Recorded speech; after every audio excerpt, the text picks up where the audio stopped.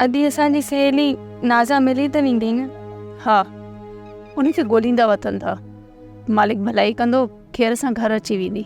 अदी जेकॾहिं असां सभु गॾिजी शहर जे लाइ निकिरूं हा त नाज़ा कॾहिं बि अकेली हिन ॻोठ ॾे न अचे हा। उनखे तव्हां सहेलियुनि जी सिक सतायो, तॾहिं त शहर खां अकेली निकिरी पई। असांखे ख़बर पई आहे त काका मुजेरी ऐं ॿिया नाज़ा खे ॻोल्हण लाइ जबलनि जी तरफ़ विया आहिनि। इन करे हू सोचनि था त मतां ॻोठ ईंदे रस्तो न भुलिजी वई हुजे। अदी नाज़ा होशियारु आहे, सॼी ज़िंदगी हुन बकरियूं चारींदे जंग ऐं जबलनि में गुज़ारियो आहे, पोइ भुलिजंदी कीअं? माण्हू आहे, कॾहिं कॾहिं दिमाग़ु फिरी बि वेंदो आहे, ऐं ॿियो त जबलनि जो पंधु बि ॾाढो ॾुखियो आहे। ख़ुदा कंदो त सभु लक लताड़े ते अची वेंदी। इंशाल्लाह ईअं ई थींदो। तव्हांजी सहेली नाज़ा तमामु जल्द तव्हां सां गॾु हूंदी। काकी हाणे मोर खे बि हिते घुराए वठो, किथे उहो शहर में गुम न थी वञे।